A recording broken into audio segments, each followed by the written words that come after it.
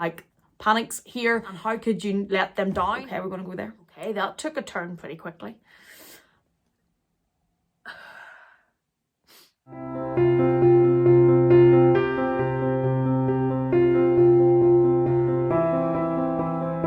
Hello there, welcome back to my channel. Thank you so much for joining me. Today you're going to be getting up close and personal with me because I am going to answer the questions left by my friend here on YouTube, Meredith, in her tag video. Meredith has created a tag that is called Inside the YouTube Studio, and it is to allow you guys who watch us to get to know us a bit better, both personally, what makes us tick, what influences us, what luxury thoughts we have, and she has some very in-depth, personal and quite probing questions here to be answered. So I'm going to answer those in today's video. I will link below Meredith's channel and also Dale and Connor, because Dale and Connor have both already done this video and I have watched both of their videos, so I'm going to link them down below in case you haven't checked them out already. But let's get started with the questions. Number one is, what design house has had the greatest impact on you on your fashion choices and purchases? And for me, I would have to say Louis Vuitton. It's not necessarily because Louis Vuitton, I have followed their designers, or I have followed what they put down the runway, or I have followed their collections. I don't have a ready-to-wear based closet, to be quite honest with you. It wouldn't fit with my day-to-day life. It wouldn't fit with my work life, with my children, with my dogs. It also wouldn't fit with my bank balance. It's bad enough with handbags before I get into ready-to-wear. But that's not really what my life is like. I would love to have one of those influencer type lives and take lots of pretty pictures, but it's just not really what my life every day is actually like. So whenever I say Louis Vuitton, I probably mean because of my confidence. So I am quite an introvert. I'm quite shy, and I know sometimes people find that quite strange when I say that, because I probably don't come across as shy on screen. But if you think about it, I am in a room by myself talking to myself. That's an introvert's dream. It's right up my street. I don't have to worry about interacting with lots of people, and I can be comfortable and confident when I'm just talking here to myself in an empty room. If I meet people one-on-one, I'm fine. If I meet people in small groups, I'm fine. But I can get quite overwhelmed if I meet a lot of people or big groups or lots of people I don't know. I can be very shy. I can sometimes come across as standoffish. I will probably not be the one to come up to you and start a conversation because I am shy, and that gives me the real panics here. If you, however, come up to me and start to talk to me one-on-one, I'll be absolutely fine, and I'm not as standoffish or scary as I look. But it takes a while for me to get through that barrier and to feel more comfortable. Louis Vuitton is the design house that I felt comfortable in first, and a lot of that has to do with Louis Vuitton in Dublin. When I've been going in there, I've built up a great relationship with Anita. Anita is a friend of mine now. We would talk outside of Louis Vuitton as well. I feel very comfortable going into that boutique and into the staff in there. That helped me to feel more confident going into luxury boutiques. It helped me to feel more confident in myself. And as my confidence grew going into Louis Vuitton, obviously I then purchased more from Louis Vuitton because I was going there more than any other boutique. My collection used to be the vast majority of it Louis Vuitton. There's now a lot more Chanel, but historically it would have been a lot of Louis Vuitton. But building my confidence in the boutique in Louis Vuitton helped me then to feel more confident and comfortable going into the other houses as well, like Chanel and Dior, and getting to know the staff in there. So I would say Louis Vuitton has had the biggest impact on me, and it's been to make me feel more comfortable and confident going into those types of boutiques. And that's helped me then to spend all of my money. Maybe they should never have made me feel comfortable to go in, because I would have been a lot better off. But that would have had the biggest impact, I think. And obviously confidence also comes with getting older, and I feel now, at my age now, a lot more comfortable and confident in who I am. But when I started shopping luxury, definitely Louis Vuitton was the one that made me feel most at ease and comfortable than any of the others. Number two, when you dress for the day or an event, what do you think about, and is there an impression you're trying to convey? That I feel confident and I feel comfortable. And I don't necessarily mean physically comfortable, because you've seen some of the heels that I wear, but I mean that I feel comfortable and confident in myself. If I put something on, and even if I look in the mirror and objectively it looks good, if I don't feel confident in it, that's going to knock me off for the whole night. So if I'm going somewhere, I will always try to pick something that I feel confident in, because that will make me the most at ease for going wherever I'm going. Turns you on creatively. Colour, fabric, clashing fabrics, clashing, I can't point my finger in the right direction, clashing colours, just a bit of in-your-faceness, not the same, not dark colours, bright colours turn me on creatively. They push me to put outfits together in a certain way that reflects my personality. Even in my clothing, there'll always be a bit of colour. I'm not really an overly dress in neutrals or blacks. I do for work because I work in a corporate environment, but if we're looking creatively, colour and fabrics. The next question is, what turns you off? I'm guessing that's creatively, and I think it is whenever I would go in somewhere, if there is a huge amount, I will be overwhelmed. If there's reels and reels and reels of the same thing, or things in a similar colour, or the same options or different options with very similar tendencies to them, I will get a bit overwhelmed, and I will struggle to find myself around those types of stores to find what it is that I'm looking for, to break down what I'm looking for, and it can completely shut me down, and I can't in my mind put things together when there's too much to see. How do you celebrate big events or achievements in your life? Firstly, with family, we will have a lot of family parties or get-togethers. Quite often they're here at our home. With my husband and my children, we will go out for dinner, we will have celebratory, we'll have cake, we'll have flowers and all of that. So with my family is a big thing to be celebrating achievements or milestones. For me personally, if it's outside of my family, I am very driven, I am very rewards driven, I'm very results driven. That's just how my brain works.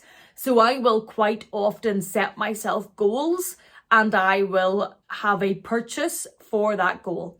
There is a bag in a box in this room that is for a specific professional goal that we are very, very, very close to. You'll be seeing that bag very soon. That bag has been there for some time, but it was bought to be my reward to myself whenever I reach that goal. So for professional goals, things like that, I am very driven, and I will quite often have different purchases. Like I could go through a number of those, and there's going to be a number of those that represent an achievement, and when I've reached that achievement, I have bought myself something to mark it. What or who inspires you in your everyday life? My mum, and I've talked about this before, she is so driven. She has not had the easiest of lives. She then had the stroke. She brought us up on her own. She fought back from the stroke. She's back to work. She's back walking, she's back talking, she's back looking after my children, if we're honest.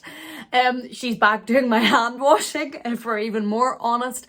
So absolutely, my mum inspires me every day. She has a strength that I don't even know where it came from. She just has this inner strength to overcome things, to not let things get on top of her. She doesn't get under things. She will keep going. She will fight her way through. Biggest example of that is the stroke. Also probably bringing myself and my brother up by herself. So she is so driven that she inspires me every day. She's stronger than I will ever be. My husband inspires me to be a better parent. I am a worker. I would work the clock round if left to my own devices. I am good at my job. I am good at the business side of my job. He softens that and inspires me to be a better parent because he's a fabulous, fabulous dad. He's also a really good husband. Like, he does the cooking and he does a lot of things that people would maybe assume I do, but he's on top of all of that. But he pushes me to be better. So whenever he is arranging things or making sure that things are done that our children need, it pushes me to do it with him, to not leave him to do it by himself. So I have got an awful lot better at being on top of things, like when they need costumes and they need this and they needed that, a lot better at that. With them, I was always great at the fun time and the hugs and the kisses and the come and snuggle with mummy.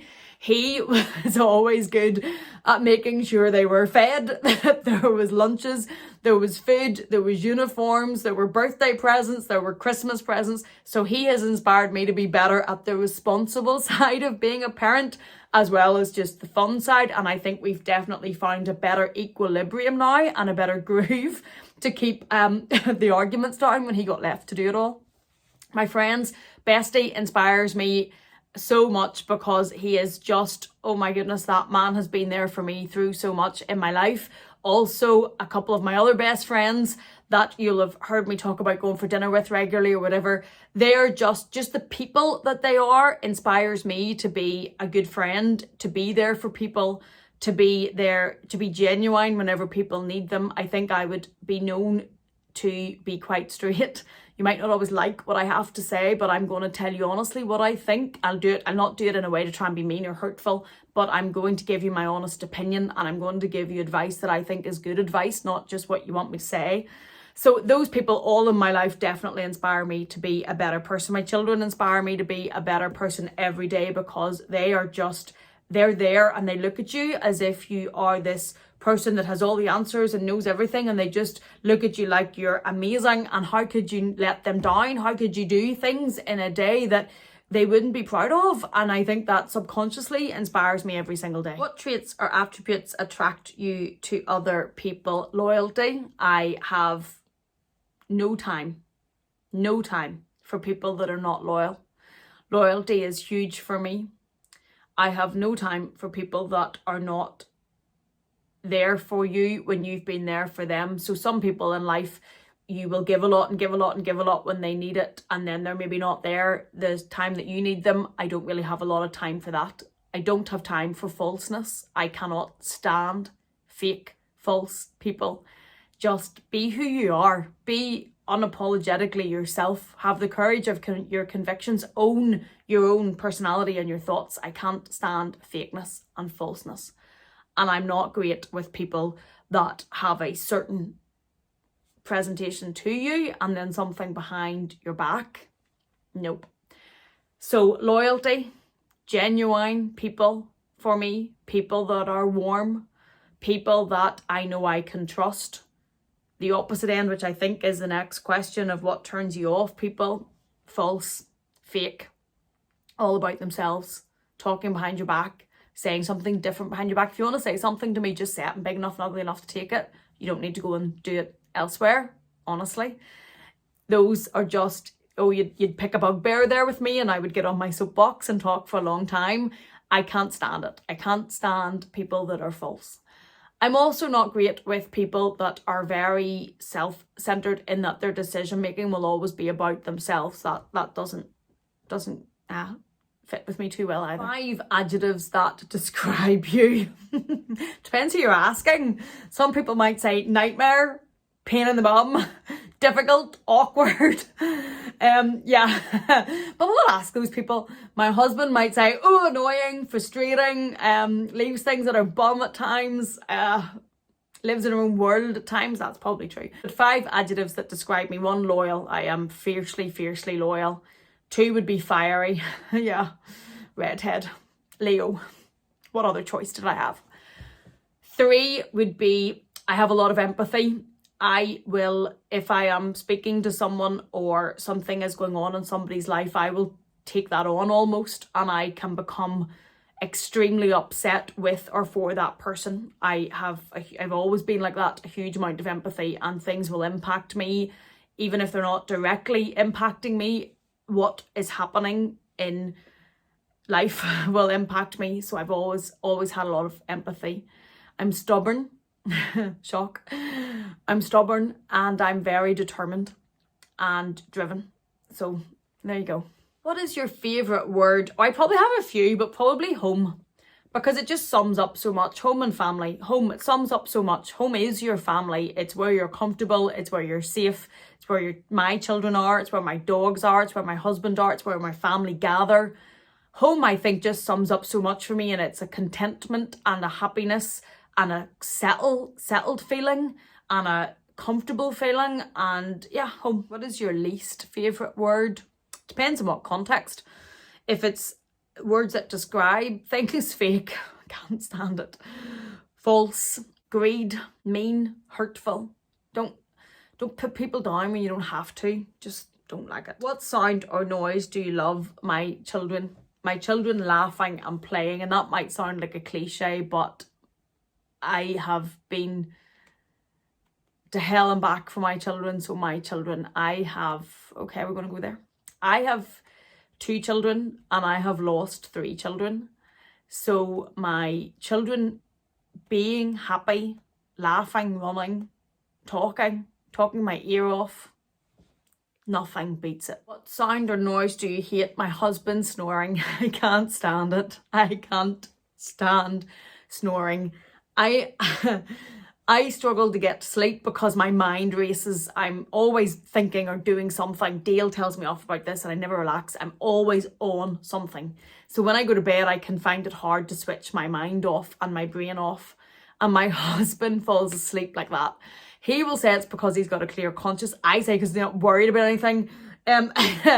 We're very different. He goes to bed and he sleeps. And when he snores, I want to do bad things like hurt him and punch him and wake him up because I can't stand snoring. When he drinks, if he's out with his friends and they're drinking, he goes to the spare room because I would not be responsible for my actions. What profession other than your own would you like to attempt? Oh, travel vlogger? No. Now that we're in this digital age, I think I like the look of travel vloggers who go around the world, see all these amazing places and make videos on them. I could get down with that. I could definitely get down with that. In the real world,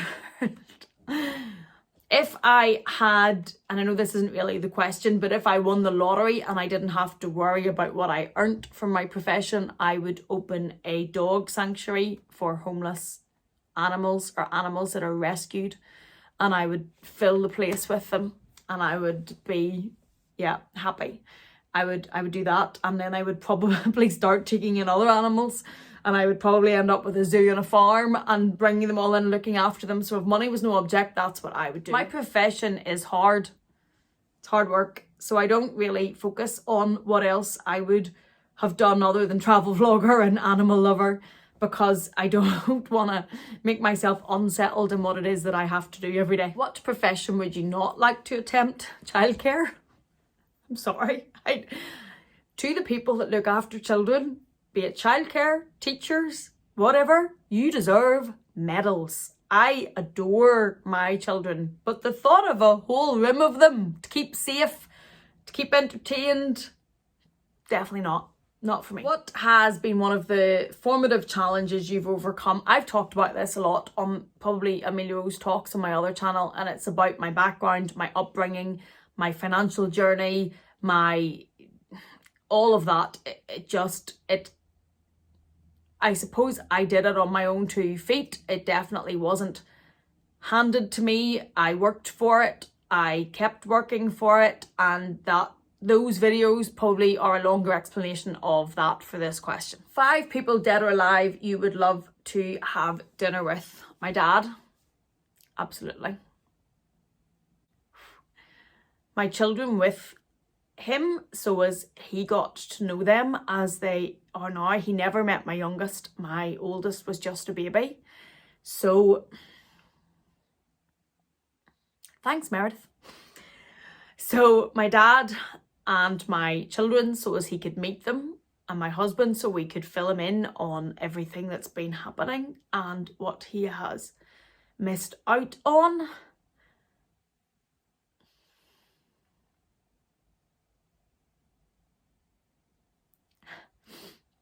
And my dogs with that, because he always loved dogs. He had 3 when he died. That was probably the one thing we had most in common, was our love for dogs. Okay, that took a turn pretty quickly.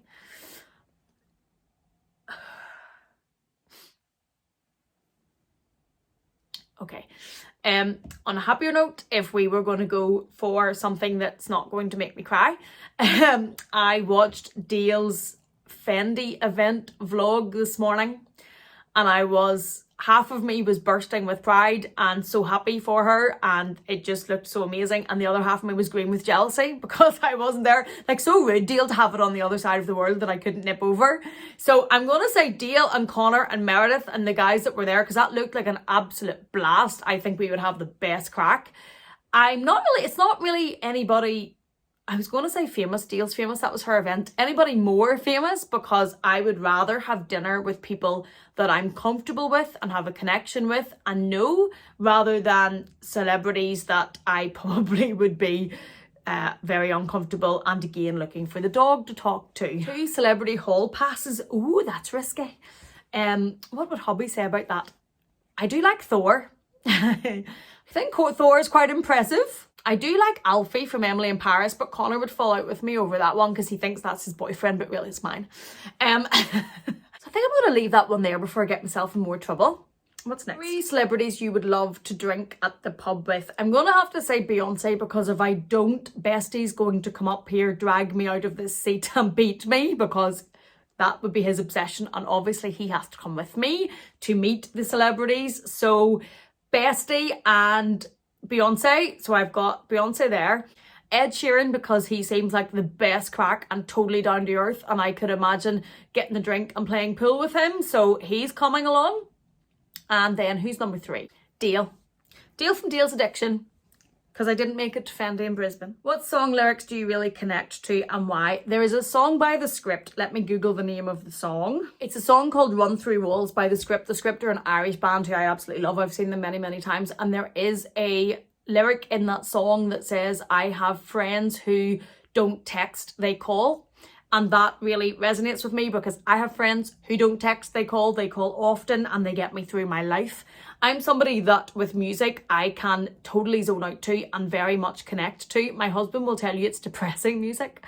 I like thoughtful music, thought-provoking music. He'll say it's just music to not party to. When I was on holiday with Bestie in Malaga in August, he was going to beat me with his sun lounger because there was a certain album that I kept playing over and over again and he was not loving it. It was not uplifting, and he was, Bestie and husband were then texting each other going, what is with her music? So for me, songs, I like certain type of music, and there's a lot of lyrics in them that I can feel quite connected to and can take me miles away. Spending the next 12 months on a desert island and can take only one book. I read a lot. I have been probably reading about a book a week for months. I love crime novels. I love fiction. I do read a bit of educational stuff, but I do enough of that during the day, so I love fiction. So one novel, really, Meredith. I love Jeffrey Deaver. I love Karen Rose. I love Linda LaPlante. I read a lot of Lee Child. I read a lot of crime drama. So I'm taking all of them on a Kindle. That makes it only one. Download them all. Personally, I don't like Kindles. I like books. We have like a library corner with lots of books in our house because I like old-fashioned books. But if it gets around the fact I'm only allowed one, put them all on a Kindle, and it's only one, Meredith. One movie? Are you serious? Can I cheat on that and say The Avengers, and then that means I get to take all of the Avengers movies? Because that would be fun. One TV series, Meredith. I really like crime, drama, investigative, FBI type stuff. So I loved Suits. I loved Scandal. I loved that series. I love The Blacklist because I love the actor that plays Red in that. He was also brilliant in Boston Legal. I love him, James Spader. He's fabulous. I'm taking all of them. I'm probably also going to take The Vampire Diaries, and I'm going to take SEAL Team. I love SEAL Team. And I think Meredith's shouting at me now because that's not one, but I'm being bold. One album, no, not doing that either. I will take Spotify. Oh, I'm so good at this. I will take Spotify because that's one thing. So if I take Spotify, then I can bring all of the music in one place. There would be lots of music that's really depressing, to be quite honest with you. There would be lots of dancey music. I also love dance music. There'd be a whole range. There would be a Garth Brooks album on there because, come on, he's the man. So Meredith's going to shout because I'm cheating. Put together a playlist for us by choosing the song you play when you need to get out of your own head. There are so many. It depends what space I'm in. If I want to just go somewhere else, there are just so many. I can't even start. I'm sorry, I'm getting really bad at this. But when I really need to zone out, and it's normally to a sad place, I will listen to Idyl. I listen to The Script a lot. I listen to Ed Sheeran a lot. I listen to a lot of music that wouldn't inspire you to get up and dance. I know. But I do also listen to a lot of dancey type music. Old dance music. So Discoland, Maniac 2000, that's my brother-in-law's favourite song. Him and I always dance to that song. A lot of old music as well. I basically leave it a lot to Spotify. So whatever mood I'm in, if I'm in a dancey, uplifting mood, that's a playlist that I will play. If I'm in the mood to go to where I go whenever I listen to my sad music, I will get a playlist from Spotify for that as well. So I basically leave it up to Spotify. I love Sia as well. Whenever I need to disappear into my own mind, her voice is just amazing. The song you play when you need to gear up for a day or a workout, I don't I've been bad at the workouts, but that would be the dancey playlist. Song that gets you onto the dance floor. Anything really quite upbeat and that is dancey but with words to it, because I like to sing along whenever I'm dancing. Song that you love to sing at the top of your lungs in the car. Meatloaf. I would do anything for love, but I won't do that, and I am tone deaf and I screech that song. Also Garth Brooks. My husband's fed up listening to me screeching his song since we came back from the concert. I think I've missed some of these. The song that involves a strong memory when you hear it. So many. And I have so many. Just so many. Okay, I'm going to skip past the music one because I'm being really bad and not giving you specific answers to that. Last question. If heaven exists, what would you like to hear God say when you arrive at the pearly gates? They're all in there waiting on you. So anybody that I've lost that went before me, including my dogs, they're in there waiting on you. They're here. They're ready. Kettle's on. Sad music's playing. They're here and they're waiting. That's absolutely what I would want to hear. Thank you so much for tagging me to do this, Meredith, although some of them I did fall out with you slightly for, because one, really? Okay, but thank you for watching me. Thank you for being here. I hope this has given you a bit more of insight into who I am and behind the screen, behind the YouTube studio. I think that's what Meredith was getting at when she came up with this tag. It's a fabulous tag. Meredith has tagged quite a lot of people to do this. If you haven't done it already and you haven't been tagged and you have a YouTube channel, I am tagging you.